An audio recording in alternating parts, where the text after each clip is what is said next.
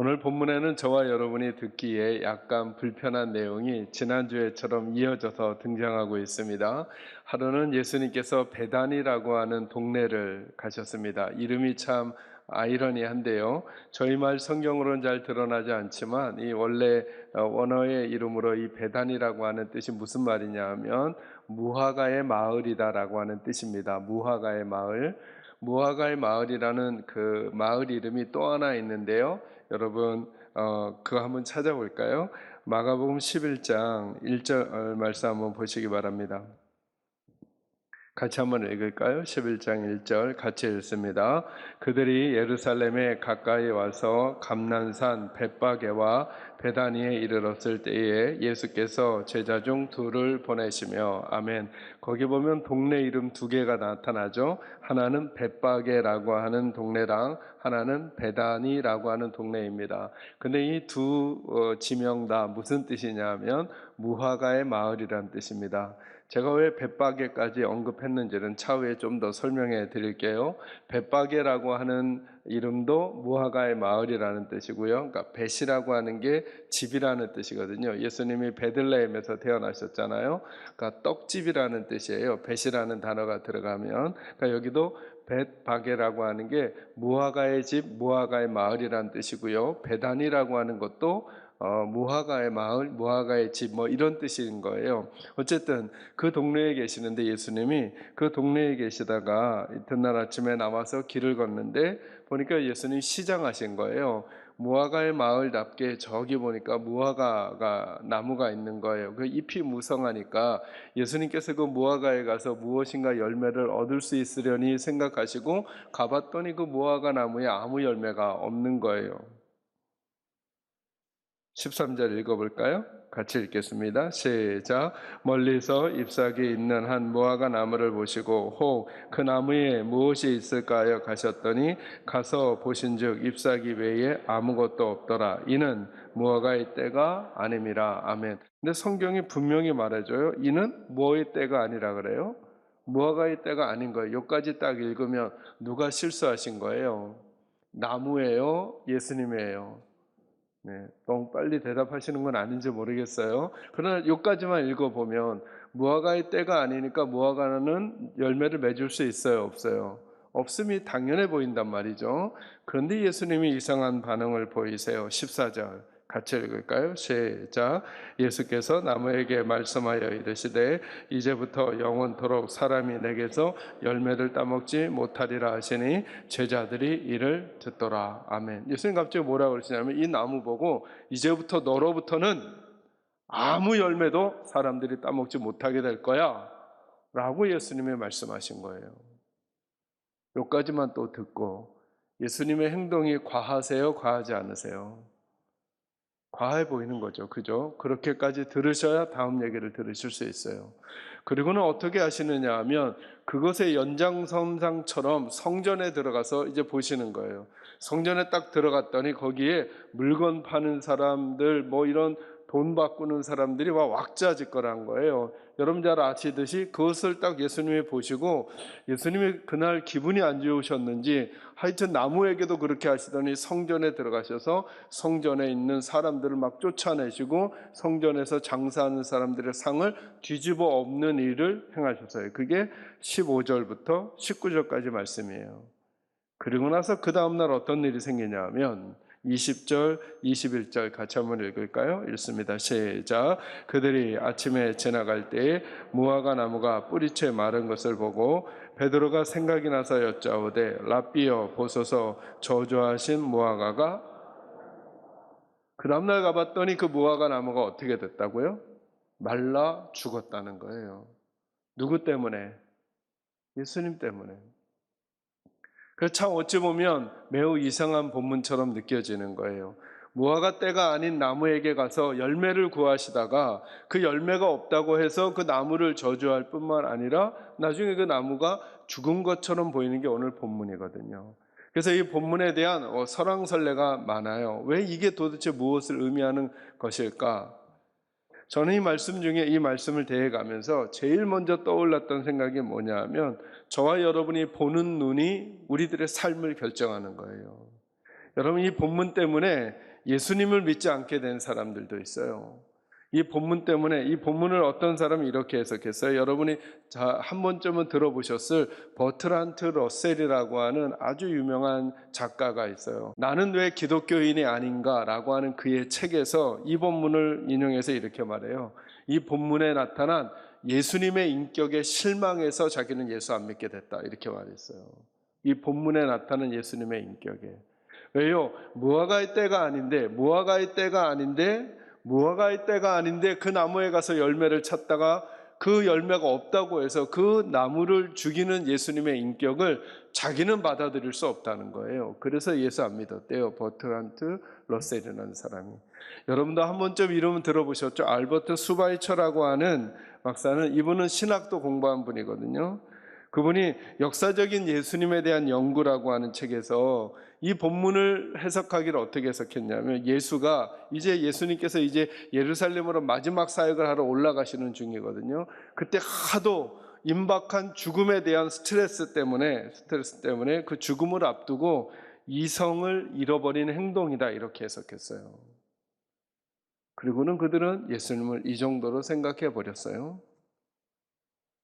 저는 왜 이 본문을 묵상하면서 이런 생각이 들었냐면, 그들의 예수님에 대한 성경에 대한 보는 눈이 그들의 삶을 결정해 버리게 되는 거예요.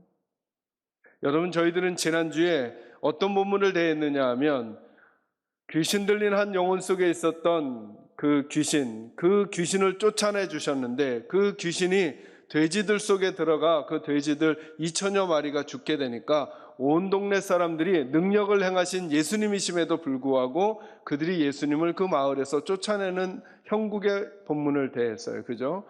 그래서 그들은 선택한 거죠. 이런 예수라면 우리 예수 믿을 수 없다는 거예요. 우리에게는 2천여 마리아가 되는 이 재물이 더 중요하지. 그러니까 그들은 예수보다 뭘 선택한 거냐면 돈을 선택한 거예요. 그리고 오늘 러셀과 수바처 같은 분들은 이렇게 생각하는 거죠. 예수보다 뭘 선택한 거냐 하면 나무를 선택하는 거예요. 여러분, 이 비유가 재밌죠, 그죠?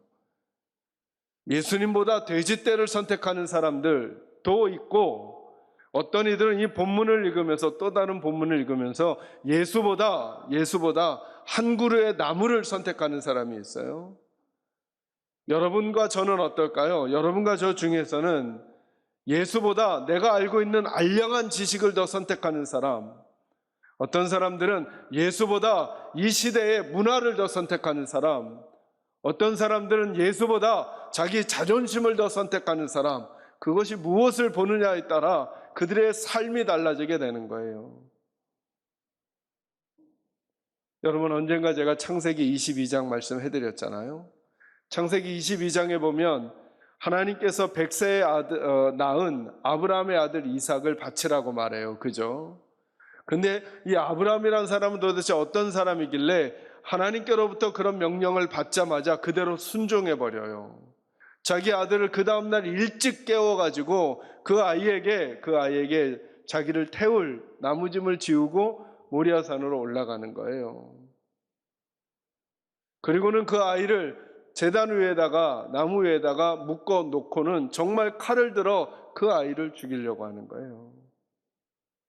그때 저희들이 늘 이런 생각하잖아. 어떻게 저럴 수 있을까? 어떻게?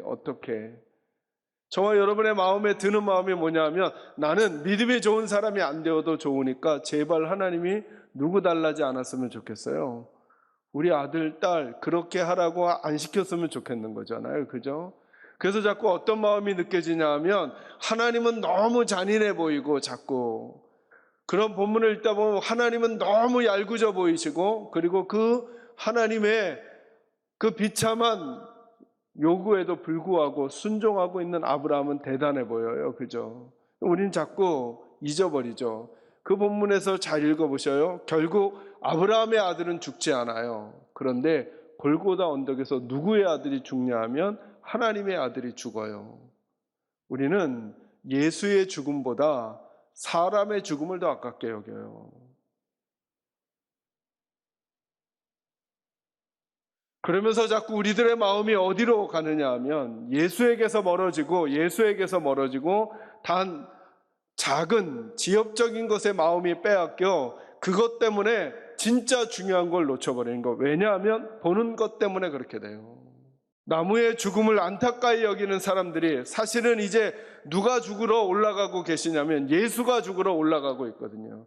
나무의 죽음은 안타까이 여기면서 하나님의 아들이신 예수의 죽음에 대해서는 아무런 안타까움을 여기지 않는 이스라엘 백성들과 그리고 오늘 하나님의 교회에 있다고 하는 우리들에게 주시는 어찌 보면 하나님의 경고의 말씀일지 몰라요.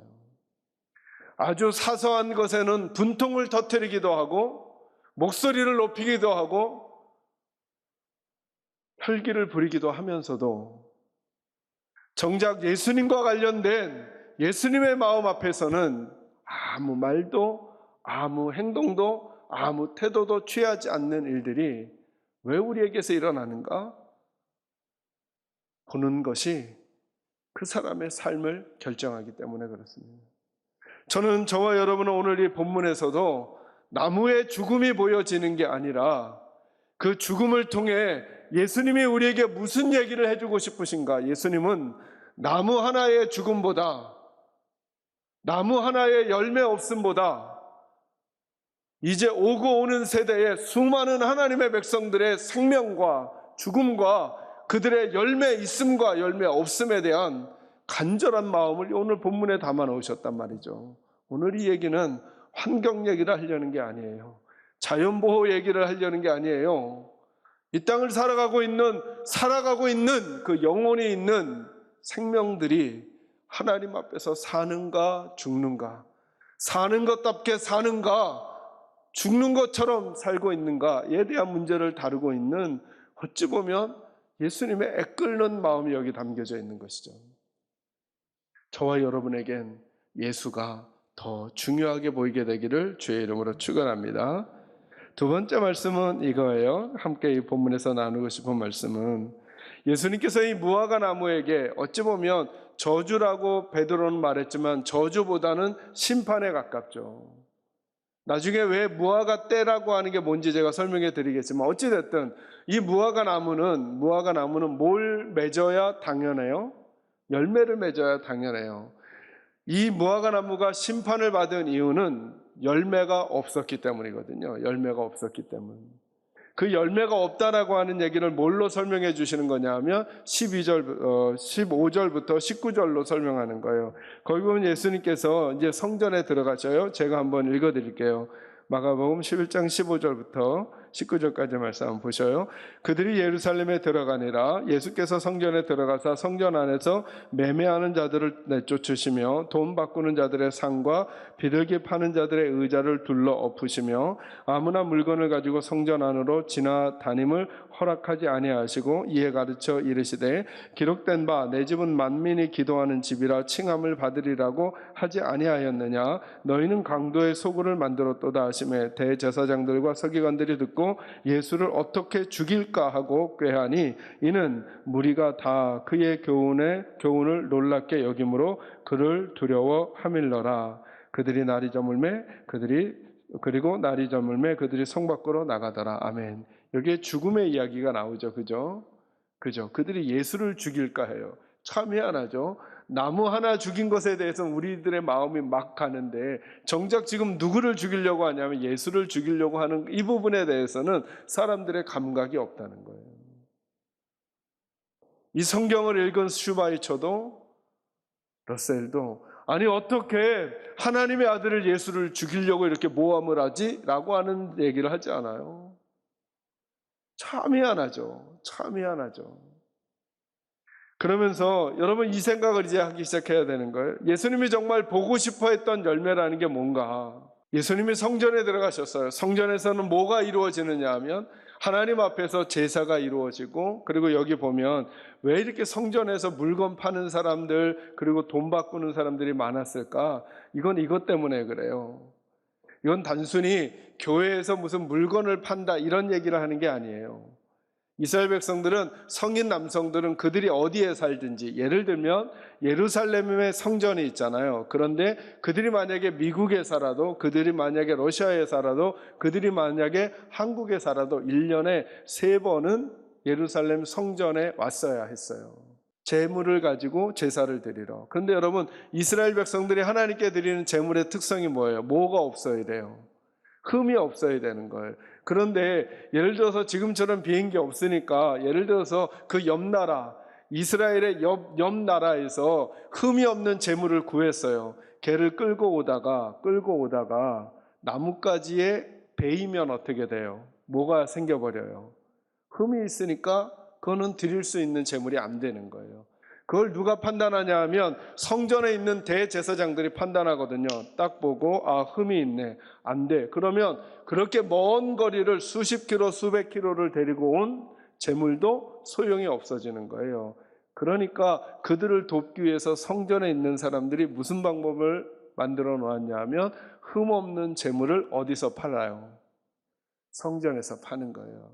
그러면 먼 장거리 여행을 하고 왔던 사람들이 어디서 제물을 사는 거예요? 성전에서. 근데 처음엔 그렇게 착하고 좋은 마음으로 했던 것이 한 번 하니까 돈이 남기 시작하는 거예요. 거기에 과한 이윤을 붙여서 의도적으로 물건을 팔기 시작했던 거예요. 이 사람들이. 또 하나, 성전세를 드려야 되는데 성전세는 꼭 드려야 되는 화폐가 있거든요. 다른 나라 화폐는 안 돼요. 그리고 내가 살고 있는 땅의 화폐도 안 되는 거예요. 오직 성전세를 낼 수 있는 유일한 화폐의 종류가 있는 거예요. 그러니까 뭘 바꿔줘야 돼요?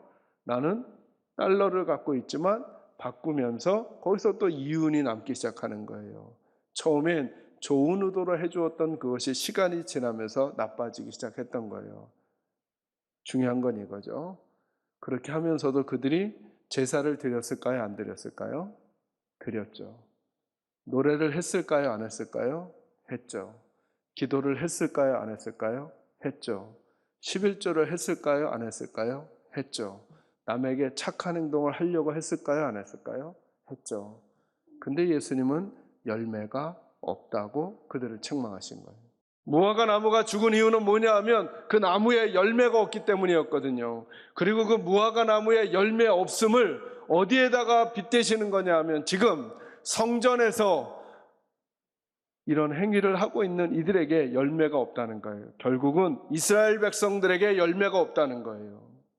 예수님을 믿지 않으니까 그들이 종교적인 행위는 해요. 제사도 드리고 노래도 부르고 기도도 하고 그 제사와 노래 부름과 기도를 더 잘하게 하려고 성도들을 도와주기도 하고 배려하기도 하고 방법을 제시하기도 해요. 그런데 예수 믿지 않으니까 하나님의 눈에는 어떻게 보이냐 하면 그 성전이 열매 없는 무화과 나무처럼 보인다는 거예요.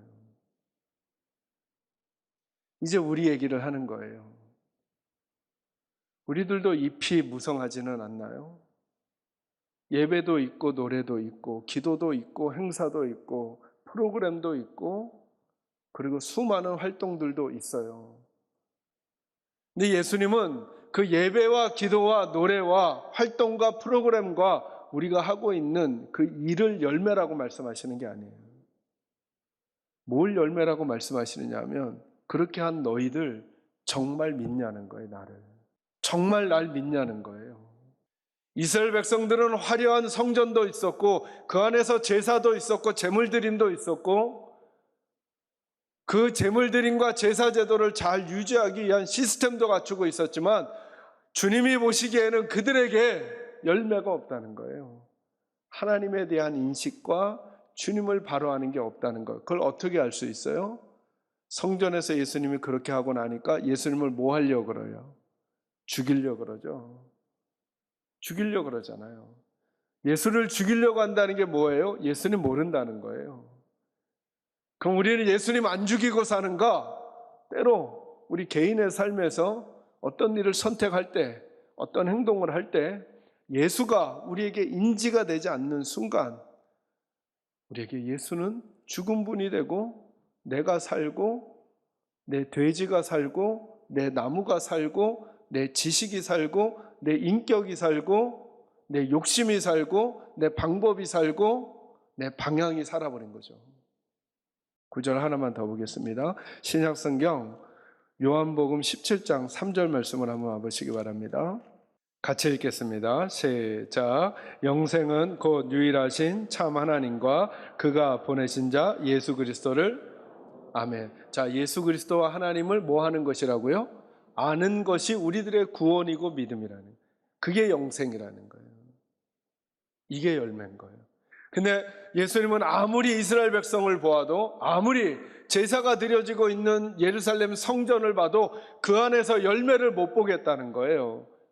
여러분, 착한 말, 착한 행동 한두 가지 지엽적인 그런 행동들이 안 보인다는 걸까요? 아닐걸요, 아마.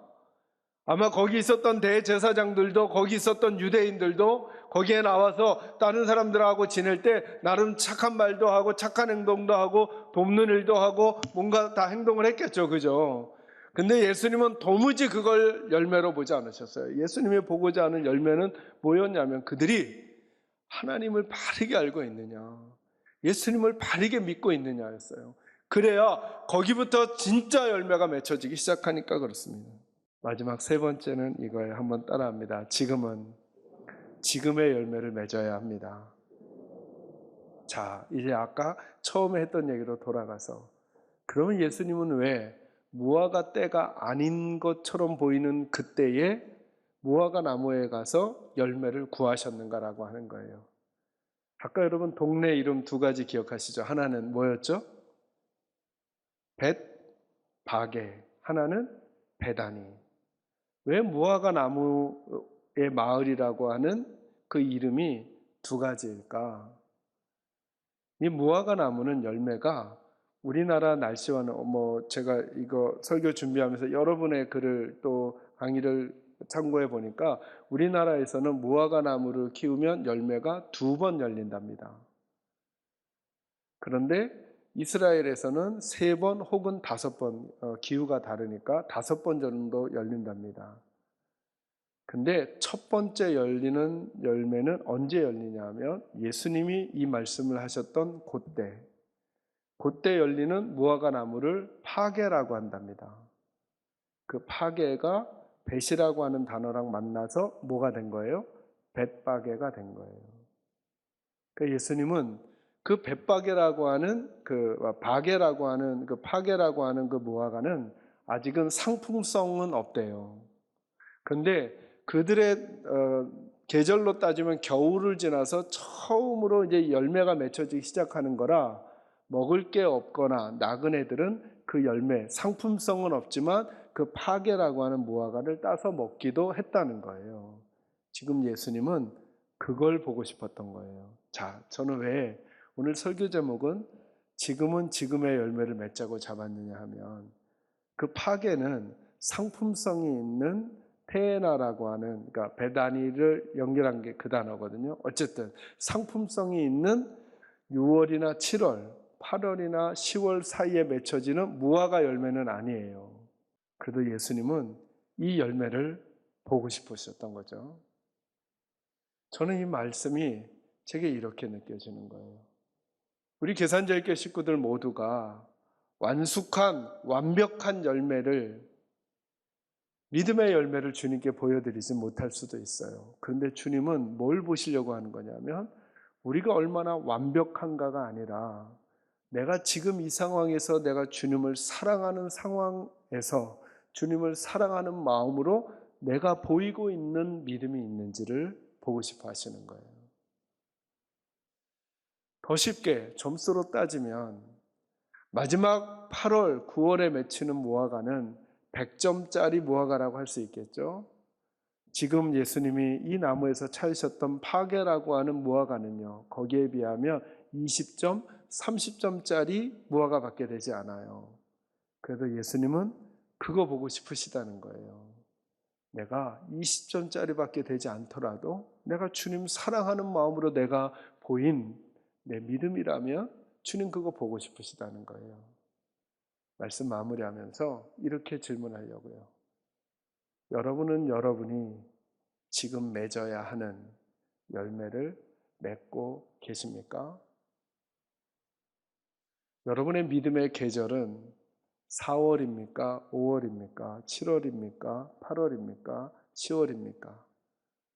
어느 계절에 있든 남들과 비교해서가 아니라 주님이 우리에게서 보시고 싶어 하는 것은 남과 비교한 완전한 모든 열매가 아니라 지금 내 삶의 내 수준에서 보여주는 주님 사랑함의 열매라는 사실을 잊지 마시고, 착하고 좋은 우리 계산제일교회 식구 여러분, 어디에서 살아가시든 그래, 나는 지금의 나의 열매를 맺으며 살 거야 라고 하는 마음으로 여러분의 삶을 만들어 가시기를 주님의 이름으로 축원합니다.